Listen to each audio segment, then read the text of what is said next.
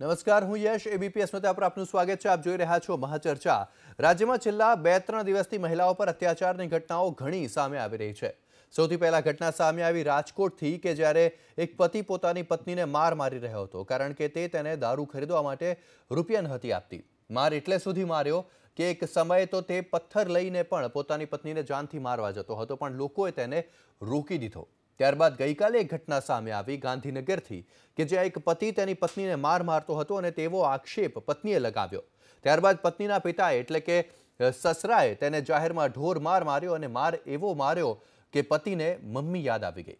ત્યારબાદ આજે એક વિડીયો સામે આવ્યો કે જે રાજકોટનો હતો અને સામાન્ય બાબતમાં પતિ અને પત્ની ઝઘડ્યા અને તે ઝઘડો પહોંચ્યો રસ્તા પર અને જાહેરમાં પતિએ પોતાની પત્નીને લાફા માર્યા. પત્ની રડતી રહી અને પતિ તેને મારતો રહ્યો. ત્યારબાદ જ્યારે એબીપી અસ્મિતાએ પતિ પત્ની સાથે વાત કરી તો પત્નીએ કહ્યું કે તેના પતિએ પત્નીની કૂખમાં રહેલ બાળક પડાવી દીધું અને બીજી પત્ની લાવવાની વાતો કરી. જોકે આખા મામલામાં પત્નીએ કહ્યું કે તેનો પતિ ભલે ગમે તેને મારી કાઢે પણ તે તેના પતિ સામે પોલીસ ફરિયાદ તો નહીં જ કરે. તો આમ 3 દિવસમાં રાજ્યમાં મહિલાઓ પર અત્યાચારની 3 ઘટનાઓ સામે આવી અને તેમાંથી એક દિવસ એવો પણ હતો કે જ્યારે રાજ્યની પોલીસની કમાન એક મહિલાને સોંપવામાં આવી. પણ સવાલ એ છે કે આખરે રાજ્યમાં હજુ સુધી મહિલાઓને એ સન્માન કે રક્ષા કેમ નથી મળતી? કેમ ઘરેલું હિંસાનો શિકાર બની રહી છે આ વિકસિત ગુજરાતની મહિલાઓ? આ જ મામલા પર ચર્ચા કરીશું. ચર્ચા કરવા અમારી સાથે જોડાઈ ગયા છે સામાજિક કાર્યકર સોનલ જોશી, નિવૃત્ત ન્યાયમૂર્તિ ડોક્ટર જ્યોત્સનાબેન યાજ્ઞિક અમારી સાથે છે અને સામાજિક કાર્યકર ગીતા શ્રોફ પણ અમારી સાથે છે. તેમની સાથે ચર્ચા કરીશું, પરંતુ ચર્ચાની શરૂઆતમાં સૌથી પહેલા જોઈ લઈએ કે મહાચર્ચાનો અમારો આજનો સૌથી પહેલો સવાલ શું છે. અમારો સવાલ એ જ છે કે મહિલાઓ પર આખરે અત્યાચાર જે વધી રહ્યા છે તેની પાછળનું કારણ શું? કારણ કે છેલ્લા 3 દિવસમાં એવું નથી બન્યું કે એક દિવસ એવો ન ખાલી ગયો હોય કે જ્યારે મહિલા પર અત્યાચાર ન થયો હોય. સૌથી પહેલા સોનલબેન, હું આપની પાસે આવવા માંગીશ. આખરે મહિલાઓ પર અત્યાચાર વધી કેમ રહ્યા છે? કેમ આ પ્રકારે અત્યાચારનો સિલસિલો વધી જ રહ્યો છે, અટકતો નથી? આપણે ગમે તેટલી વાત કરીએ યશ કે સમાજ બદલાઈ ગયો છે, સ્ત્રી સશક્તિકરણની વાતો કરીએ છીએ, પરંતુ હજી પણ પુરુષોની મેન્ટાલિટી બદલાઈ નથી. અને કદાચ આ બધા વિડીયો વાયરલ થયા છે કે આધુનિકતાનો જમાનો છે ને આપણે આ જોઈ રહ્યા છે, પરંતુ દરેક સ્ત્રીઓ, મારી પાસે પણ એટલા બધા કેસીસ આવતા હોય છે. અહીંયાનો જ એક કિસ્સો છે સેટેલાઇટનો કે રોડ ઉપર 1 કિલોમીટર સુધી શિક્ષિત માણસે પોતાની વાઈફને ઘસડીને મારી હતી, છતાં પણ પોતાની બાળકી માટે એ ઘરે પોતે પોતાના પતિના ઘરે પાછી ફરી. કહેવાનો મતલબ એ છે કે જ્યાં સુધી સ્ત્રીઓ આની સામે અવાજ નહીં ઉઠાવે, ના કહેતા નહીં શીખે, સ્વતંત્રતાની વાતો કરીએ છીએ, સ્ત્રી સશક્તિકરણ મજબૂત છે, પરંતુ આવા વ્યક્તિઓની સામે પગલાં લેવા, સમાજના નામે પગલાં ન લેવા અથવા તો એમને પોલીસથી બચાવવા, અને ખાસ કરીને પોલીસ પણ જ્યાં ત્યાં મામલો જાય તમારું ઘર તૂટી જશે, તમારે નહીં કરવું, સમાધાનનો જે પ્રયત્ન કરવામાં આવે છે એના કરતાં આવા નરાધમોને કડકમાં કડક કાર્યવાહી થવી જોઈએ. નહીં કે કોર્ટના કેસીસની જે આંટી ઘૂંટી છે અને એમાં જે સમયગાળો યશ જતો રહે છે, જ્યારે આપણી પાસે આ વિડીયો આવ્યો છે કે એને માર માર્યો છે તો એની ઉપર એક્શન લઈને તાત્કાલિક ધોરણે એ સજાને પાત્ર બને જ છે અને પોતે ઇનિશિયેટિવ લેવું જોઈએ સરકારે અને પોતે ફરિયાદ દાખલ કરી દેવી જોઈએ અને પોલીસે, ભલે એ સ્ત્રી ના પાડે છે. જો આવું થશે તો જ આ સ્ત્રીઓ આમાંથી બહાર નીકળશે, અધરવાઇઝ મને નથી લાગતું આપણે આમ ચર્ચાઓ કરે જ રાખીશું. જરૂરથી. અમારી સાથે નિવૃત્ત જજ ડોક્ટર જ્યોત્સનાબેન યાજ્ઞિક પણ જોડાયા છે. જ્યોત્સનાબેન, આપને પૂછવા માંગુ છું, આખરે આવા કિસ્સાઓ વધી રહ્યા છે જ્યારે કે ઘટવા જોઈએ, જેમ જેમ રાજ્યનો વિકાસ થાય તેમ તેમ આવા કિસ્સાઓ એક રીતે તો ઘટવા જોઈએ, પણ તે વધી રહ્યા છે. તેની પાછળનું કારણ શું?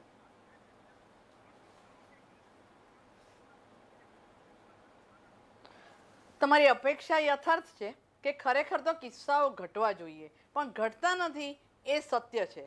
તો આ માટે સ્ત્રી કે પુરુષને જવાબદાર ઠેરવવા કરતાં હું અંગત રીતે એવું મંતવ્ય ધરાવું છું કે સમાજની જે માનસિકતા છે એને ચેન્જ કરવાની બહુ જરૂર છે. Change of mindset. જ્યાં સુધી સમાજ પોતાના સ્ત્રીઓ પરત્વેના વિચારો નહીં બદલે, જ્યાં સુધી સ્ત્રીને આપણે સેકન્ડરી સિટીઝન તરીકે જ માનતા નહીં રહીએ, જ્યાં સુધી આપણે એવું સાચા અર્થમાં નહીં સ્વીકારીએ કે બંધારણમાં બક્ષેલી જે સમાનતા છે, કાયદા સમક્ષની સમાનતા, એ મહિલાઓને વ્યવહારમાં પણ મળવી જોઈએ. ખાલી કાયદાના પુસ્તકોમાં એ વાત કરીએ તો કોઈ દિવસ ઉદ્ધાર થઈ શકવાનો નથી. તો આ સમગ્ર પરિસ્થિતિનું મુખ્ય કારણ જો કાંઈ હોય તો સમાજનું માઇન્ડસેટ છે, જે આપણી વિચારસરણી છે, જે રીતે આપણે મહિલાઓને પરસીવ કરીએ છીએ, મહિલાઓના રોલ વિશે જે આપણી વિચારધારા છે, એ તમામને સંયુક્તપણે મૂકીએ તો એવું કહી શકાય કે જ્યાં સુધી સમાજ પોતાનું માઇન્ડસેટ નહીં બદલે ત્યાં સુધી ગમે તેવા દ્રઢ મજબૂત જોરદાર કાયદાઓ આપીશું અથવા ગમે તેટલું અદાલત પણ કડક વલણ અપનાવશે તેમ છતાં પણ મહિલાઓની સ્થિતિમાં સુધાર થવો શક્ય નથી. જરૂરથી અમારી સાથે સામાજિક કાર્યકર્તા ગીતા શ્રોફ પણ જોડાઈ ગયા છે. ગીતાબેન, આપને એ સવાલ પૂછવા માંગુ છું, જેમ જ્યોત્સાબેને કહ્યું કે માનસિકતા સુધારવાની જરૂર છે, જો સીધી વાત કરીએ તો હાલ આપણા દેશમાં કે આપણા સમાજમાં બે પ્રકારની માનસિકતા ધરાવતા લોકો છે. એક પ્રકારની માનસિકતા ધરાવતા લોકો એ છે કે જેઓ સ્ત્રીઓનું સન્માન કરે છે, તેમને જે સન્માન મળવું જોઈએ તે આપે છે, જ્યારે અન્ય જે વર્ગ છે તેઓ નથી આપતા. પણ અહીં સવાલ એ છે કે જે લોકો સન્માન આપે છે તે પણ શું માત્ર ઉપર છલ્લું સન્માન છે, લોકોને દેખાડવા પૂરતું સન્માન છે? ખરેખર શું આપણા દેશની અને આપણા દેશના લોકોની માનસિકતા સ્ત્રીઓ પ્રત્યે નથી બદલાઈ આટલા વર્ષો બાદ પણ?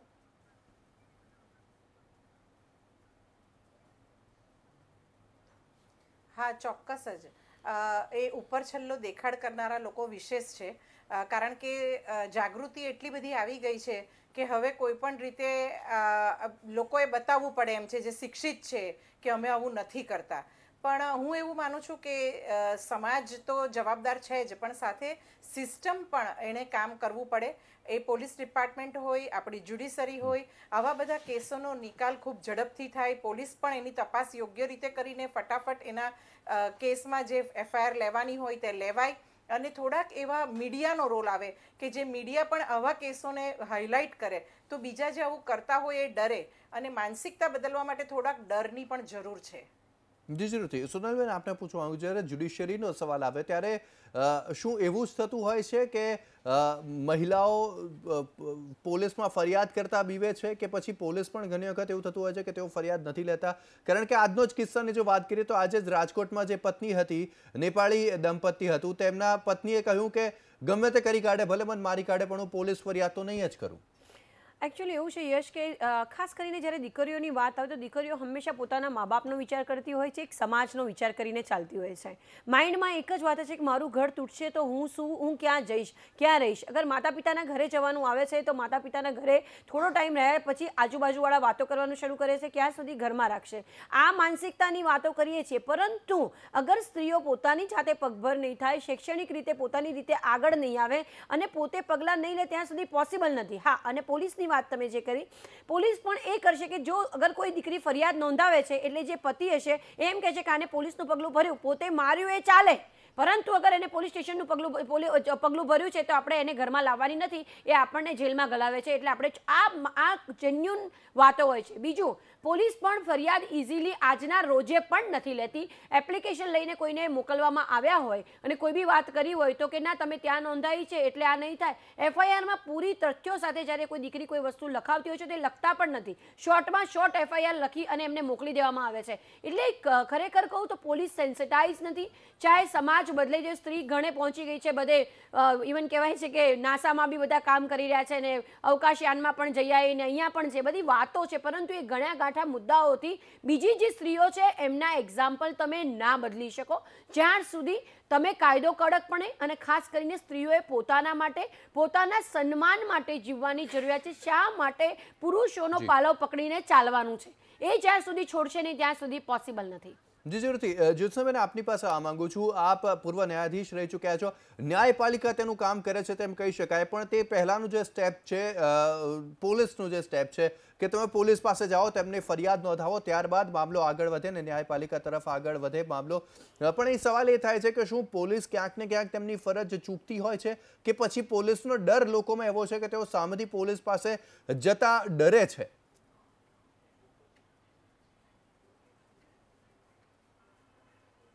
આ મહિલાઓ વિરુદ્ધના ગુનાઓ બાબતમાં મુખ્યત્વે મહિલાઓને પોતાને એક ભય હોય છે, જેને કહીએ ફિયર ટુ બી ડિસબિલીવ્ડ.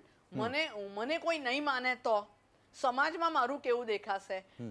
સ્ત્રીનો એક નાનામાં નાનો નિર્ણય એ આખા ફેમિલી ઓનરને જોખમમાં મૂકી દે છે. તો આ તમામ સંજોગોમાં સ્ત્રીઓને બચપનથી ઉછેર દરમિયાન જ એ પ્રકારની ટ્રેનિંગ આપવામાં આવી છે કે ભાઈ તારું ડેડ બોડી બહાર નીકળે પણ તું ના નીકળવી જોઈએ, જે તદ્દન ખોટું છે. અને આ સમાજને હાલની જે રીતે આપણે હરણફાળ કરીને પ્રગતિ કરી રહ્યા છીએ એને અનુરૂપ નથી. એટલે હવે આપણા ઘરોમાં આ પ્રકારનું શિક્ષણ ના અપાય અને મહિલાઓને એવું શિક્ષણ આપવામાં આવે કે ખૂબ બહાદુરીથી કોઈ પણ મુશ્કેલીનો સામનો કરવો અને કાયદો હંમેશા તમારી સાથે જ હોય, એમાં શંકાને સ્થાન નથી. હવે તમે જે મુખ્ય વાત કરી એ પોલીસની વાત, તો બધા જ તો પોલીસ સરખા નથી હોતા, પણ બાય એન્ડ લાર્જ એ વાત સાચી કે પોલીસને ત્યાંથી જે પ્રકારનું પોલીસ સ્ટેશનમાં બહેનોને જે પ્રકારનું સન્માન મળવું જોઈએ, જે પ્રકારની એની ફરિયાદને તવજ્જો વજન મળવું જોઈએ, એ મળતું નથી. ક્યારેક પોલીસ એવું પણ સલાહ આપે છે કે બેન છાની માની સમાધાન કરીને બેસી જાને, નકામું બધું ગુમાવી દઈશ. તો જે પેલીના મનમાં ઓલરેડી ભયસ્થાનો હોય એ ભયસ્થાનોને એકદમ ચેતનવંતા બનાવવાનું કાર્ય પણ ક્યારેક પોલીસ કરે છે. જી પણ જોસાબેન આપને વચમાં હું રોકવા માંગીશ. જે ગંભીર ગુનાઓ છે એ ગુનાઓને પ્રાધાન્ય આપ્યા કરે છે. જી જરૂરથી હું આપને એ સવાલ પૂછવા માંગુ છું કે જ્યારે ગઈકાલે જ ગુજરાતના નવા ડીજીપી તરીકે એક મહિલાએ સ્થાન ગ્રહણ કર્યું છે, ત્યારે શું હવે તે આશા રાખી શકે મહિલાઓ પોલીસ પાસેથી કે તેમની જે પણ સમસ્યા હશે તેનું ત્વરિત નિવારણ આવશે?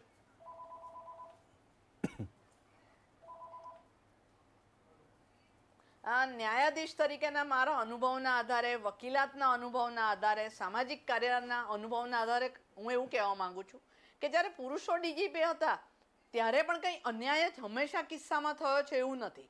એટલે મહિલા ડીજી છે એટલે કેટલાક આવકાર્ય પગલાઓ લેવાશે એવી અપેક્ષા રાખી શકાય, પરંતુ અગાઉ એ કારણસર અન્યાય થયો છે એવું કહેવાનું અર્થઘટન ક્યારેય ન થવું જોઈએ. એટલે ખાલી કહેવાનો મતલબ એટલો જ છે કે ખરેખર તો માનસિકતા મહત્વની છે.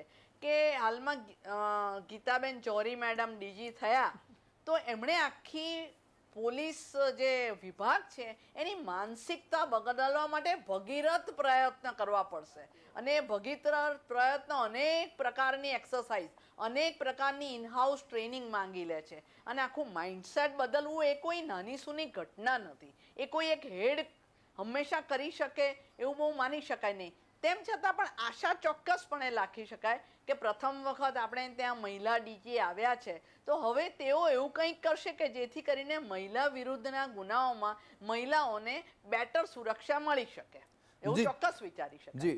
જી જરૂરથી. ગીતાબેન આપની પાસે આ માંગુ છું. જ્યોત્સનાબેને ખૂબ જ મહત્વપૂર્ણ વાત કહી અને તેમણે કહ્યું કે પરિવારમાંથી જ પહેલાથી તેવું સમજાવવામાં આવતું હોય છે કે તેવું કહેવામાં આવતું હોય છે કે કે મહિલાઓએ મર્યાદામાં રહેવું જોઈએ, મહિલાઓ બહુ પોતાની વ્યથાઓને લઈ અને સમાજ સમક્ષ ન જવું જોઈએ તેવું શીખવાડવામાં આવતું હોય છે કે તેવું સમજાવવામાં આવતું હોય છે.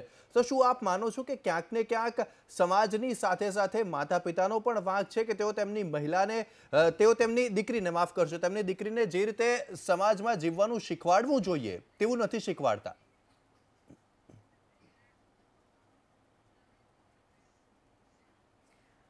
હા, હું એવું ચોક્કસ માનું છું. પણ સમાજ એટલે કોણ? સમાજ એટલે હું, સમાજ એટલે તમે, સમાજ એટલે આપણે. એટલે માતા પિતા પણ એમાં આવી જ ગયા. બાળકના ઉછેરમાં હું એવું માનું છું કે દીકરો હોય કે દીકરી એ બંનેના ઉછેરમાં બહુ મહત્વનું છે. દીકરીને આપણે એક બાજુ એ જ સમજ આપવી જોઈએ કે તું લક્ષ્મી અને સરસ્વતીનું સ્વરૂપ છે, ભલે તને ગમે એટલું સરસ રીતે અમે આ માનીને કહીએ છીએ, પણ તારી અંદર બેઠેલી દુર્ગા હંમેશા જાગતી રાખજે. જ્યારે તારા પર અન્યાય થાય, તારું શોષણ થાય, ત્યારે તારી અંદરની દુર્ગા પહેલા ઊભી થવી જ જોઈએ. અને એને આશા નહીં રાખવાની કે મારો રક્ષક એટલે મારો બોડીગાર્ડ મારા પિતા, મારો ભાઈ, મારો પતિ કે મારો પુત્ર આવે. તારો બોડીગાર્ડ તું જ છે, કારણ કે તારી અંદર એ દુર્ગા શક્તિ છે. આ દીકરીઓને સમજાવવાની જરૂર છે. એની સાથે દીકરાઓને એ સમજાવવાની જરૂર છે કે તારે કોઈ પણ સ્વરૂપમાં સ્ત્રીનું સન્માન કરવાનું છે. સ્ત્રી એ શરીર નથી, સ્ત્રી એ વ્યક્તિ છે. અને એ કોઈ પણ સ્વરૂપમાં હોય તારી સામે આવે ત્યારે એને એ જ સન્માનની દ્રષ્ટિએ જોવાનું છે કે એક વ્યક્તિ છે. અને આ ઉછેરમાં જો મા અને બાપ એ ધ્યાન રાખે તો જ આ બેલેન્સ સમાજમાં આવી શકે. કારણ કે સમાજની માનસિકતાની બદલવાની શરૂઆત આપણે આપણા ઘરથી, આપણા પોતાથી કરવાની જવાબદારી લઈને કરવી જોઈએ. જી જરૂરથી. ગીતાબેન, આપે ખૂબ સારી વાત કહી કે પોતાનામાં ભરોસો હોવો જોઈએ અને પોતાનું સન્માન પોતે જ રાખવું પડશે. કોઈ તમારું સન્માન રાખવા નહીં આવે. ચર્ચા આગળ વધારીશું, જોઈશું મહાચર્ચામાં અમારો બીજો સવાલ શું છે, ત્યારબાદ તેના ઉપર ચર્ચા કરીશું. પહેલા સવાલ પર ચર્ચા કરી, હવે જોઈએ મહાચર્ચાનો બીજો સવાલ, અને એ છે કે મહિલાઓ કેમ કાયદાનો સાથ લેવામાં ખચકાય છે, તેના મુખ્ય કારણો શું હોય છે? શું મહિલાઓ પોલીસથી ડરતી હોય છે કે પછી પોતાના પરિવારથી ડરતી હોય છે, પોતાના પતિથી ડરતી હોય છે? કોનાથી ડરતી હોય છે કે જેથી મહિલાઓ કાયદાનો સાથ લેવામાં ખચકાતી હોય છે?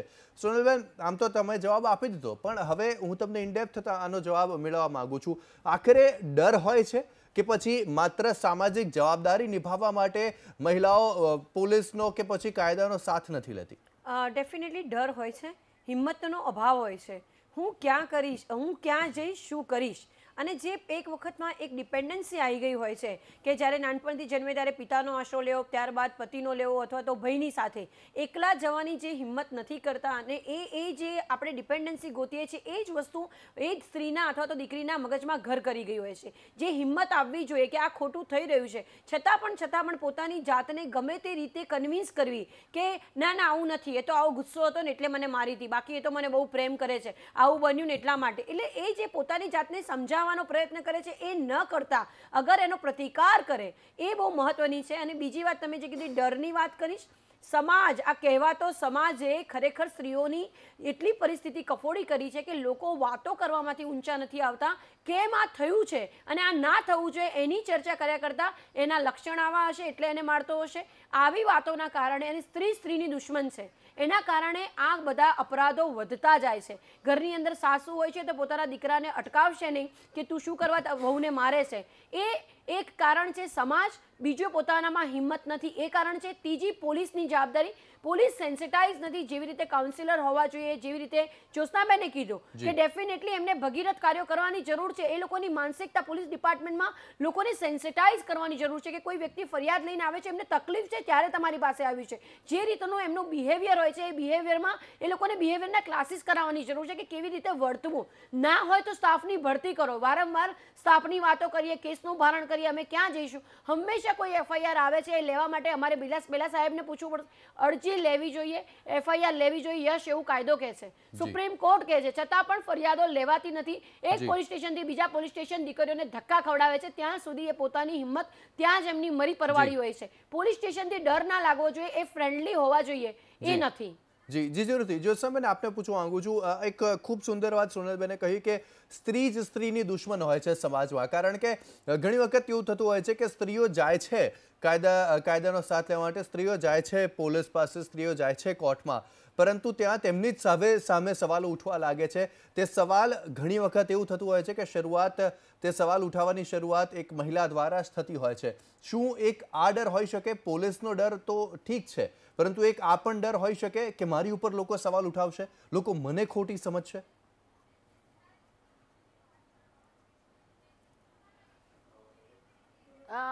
મેં કહ્યું એમ, ફિયર ટુ બી બિલીવડ ઓર ફિયર ટુ બી ડિસબિલીવડ એ હંમેશા રહેતો હોય છે.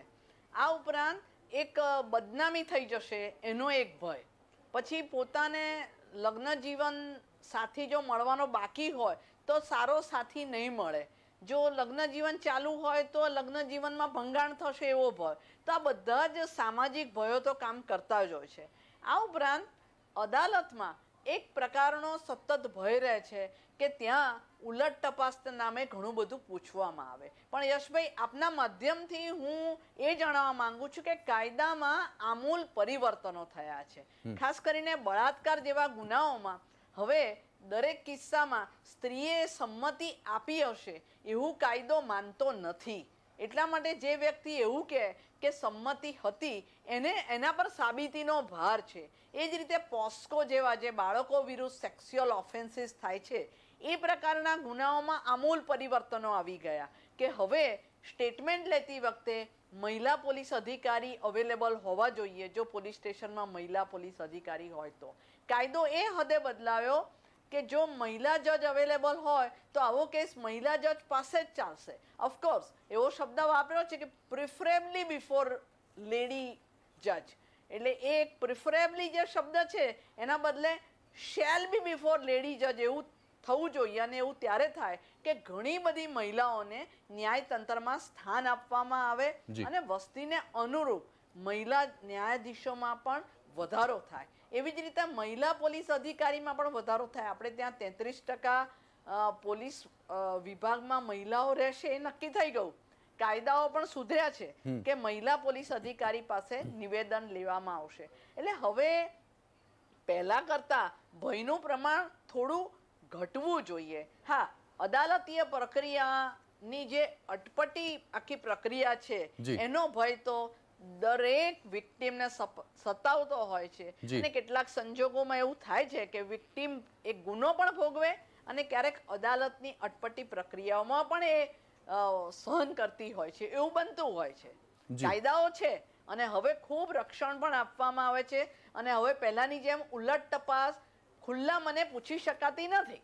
એ બધા કાયદામાં જી. સુધારા થયા છે અને એનો લાભ મહિલાઓને મળતો હોય છે. જી જરૂરથી. ગીતાબેન, આપને પૂછવા માંગુ છું, સોનલબેને કહ્યું કે મહિલાઓ શા માટે કોઈ પણ વસ્તુ સહન કરી લે, પ્રતિકાર કરવો જોઈએ, પણ શું તે પ્રતિકારનું સ્વરૂપ શું હોવું જોઈએ તે પણ એક મહત્વનો સવાલ થાય. શું પુરુષે જે રીતે અત્યાચાર કર્યો તે જ હોવું જોઈએ પ્રતિકારનું સ્વરૂપ, કે પછી અન્ય રસ્તાઓ પણ છે પ્રતિકાર કરવાના?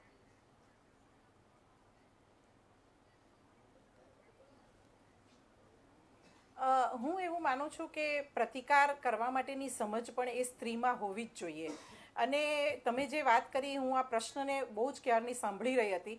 હું એવું માનું છું કે એકચ્યુઅલી ભૂતકાળ, વર્તમાનકાળ અને ભવિષ્યકાળ આ ત્રણેયનો ડર સ્ત્રીને હોય છે. એણે ભૂતકાળમાં જે જોયું હોય છે કે એની માતા કે કોઈ પણ એ જનરેશને જે સહન કર્યું છે અને જેણે અવાજ ઉઠાવ્યો છે એને કોણે સપોર્ટ કર્યો છે, કોણે નથી કર્યો, તે એક ડર, એના એક ચિત્ર તૈયાર છે.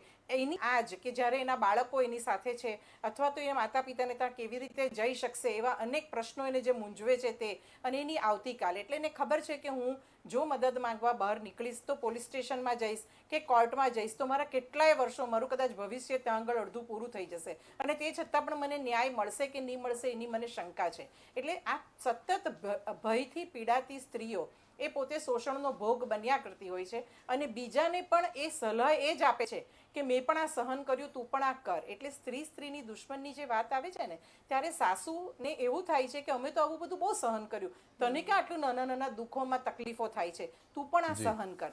પણ હવેની દીકરીઓ જે શિક્ષિત છે, સમાજ બદલાયો છે, એને ખબર છે કે એ સહન એમણે કર્યું, પણ મને પાસે એના ઘણા, જેમ હમણાં મેડમે કહ્યું એમ કે કેટલા બધા કાયદાઓ છે. આ પોક્સોનો કાયદો જે છે તેમાં, અને સૌથી સરસ વાત તો એ છે કે હમણાં સેવા સેતુ હેઠળ આપણા ગુજરાતમાં તો સરસ એવા કુટુંબ સલાહ કેન્દ્ર પોલીસ સ્ટેશનોમાં ખુલ્યા છે અને ત્યાં કાઉન્સેલર બેસી અને આ બધી વસ્તુઓને સરસ રીતે સાંભળી અને એના સમાધાન કઈ રીતે થઈ શકે એ પણ પ્રયત્ન કરે છે. એટલે પોલીસ આવે એ પહેલાં તો એક કાઉન્સેલર વચ્ચે આવે છે. અને બીજી વસ્તુ કે આપણે કોર્ટમાં પણ આવા કાઉન્સેલર્સને નિમણૂકો થઈ રહી છે. એટલે આ બધા કાયદાઓ જે છે તે ખરેખર આવકારદાયક છે. અને હું એવું માનું છું કે સ્ત્રીએ એ શીખવાની જરૂર છે કે હું શિક્ષિત છું કે અશિક્ષિત છું, મારા જેવું સહન કોઈએ મારથી વિશેષ કર્યું છે કે ઓછું કર્યું છે, એ બધી વાત બાજુ પર. અન્યાય જ્યારે મારી ઉપર કે કોઈ ઉપર પણ થાય છે તો એની સામેનો અવાજ મારે ઉઠાવવાનો જ છે અને હું ઉઠાવીશ. આ સમજ એ સ્ત્રીને હોવી જ જોઈએ. જી જરૂરથી. આપને પૂછવા માંગુ સોનલબેન, ગીતાબેને જે વાત કરી તેના પરથી એક સવાલ એવો થાય કે શું આજના જમાનામાં માત્ર એવી જ સાસુઓ છે કે જેઓ માત્ર પોતાની વહુને હેરાન કરવા માંગે છે, કે એવી પણ સાસુઓ છે કે જેઓ તેવું વિચારે છે કે મેં હેરાનગતિ સહન કરી, હું હેરાન થઈ, પણ હું મારી વહુને એ રીતે હેરાન નહીં થવા દઉં, અને એનું પણ ધ્યાન રાખતી હોય છે? શું આ પ્રકારના પણ દાખલાઓ સામે આવતા હોય છે?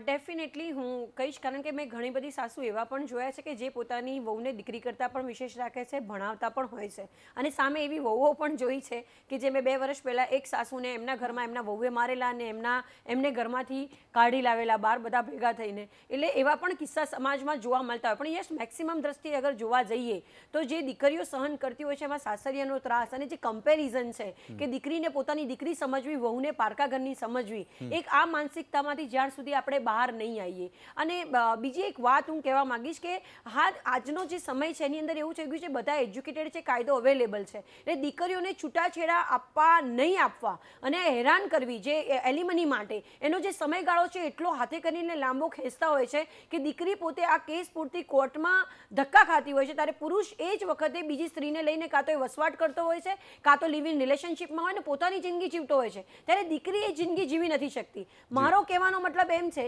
કે તમે જ્યારે લગ્ન કરો છો ત્યારે પુરુષની સાથે ઇક્વેલિટીના જીવનની વાત કરીએ છીએ, ત્યાં ભરણ પોષણનો કાયદો લાગુ પડે છે, પરંતુ તમારી જાતને એટલી સક્ષમ બનાવો કે ભરણ પોષણ માટે તમારે કેસ કર્યા બદલા તમે વોકઅવે થઈ જાઓ, તમે બહાર નીકળી જાઓ. અગર એ પહેલી વાર જ ભૂલ કરે છે તો તમે રોકાશો નહીં, તમે ડિવોર્સ લો, બહાર લેવો ને તમે તમારી જિંદગી જીવો. જીવન એક જ વાર મળે છે, નહીં કે તેને તમે કોર્ટના કાયદાની આટીઘૂટીમાં અથવા તો અદાલતોમાં તમે તમારું જીવન વેડફી નાખો. જી જરૂરથી સોનલબેન આપનો, જ્યોત્સનાબેન આપનો અને ગીતાબેન આપનો અમારી સાથે ચર્ચામાં જોડાવા બદલ ખૂબ ખૂબ આભાર. ચર્ચા અહીં જ સમાપ્ત કરીશું, પરંતુ એક મેસેજ આ ચર્ચા બાદ એ જ સામે આવે છે કે તમારી સાથે સ્ત્રીઓ સાથે જો અત્યાચાર થાય છે તો તેનો પ્રતિકાર કરવો જોઈએ. તે પ્રતિકાર કાયદા સ્વરૂપે પણ હોઈ શકે, તમે કાયદાનો પણ સહારો લઈ શકો છો. ડરવાની કંઈ જરૂર નથી. 1947થી ભારત દેશ આઝાદ થઈ ગયો છે, તમે પણ આઝાદ છો. આ સાથે જ મહાચર્ચામાં હાલ માત્ર આટલું જ. વધુ સમાચાર માટે આપ જોતા રહો ABP અસ્મિતા.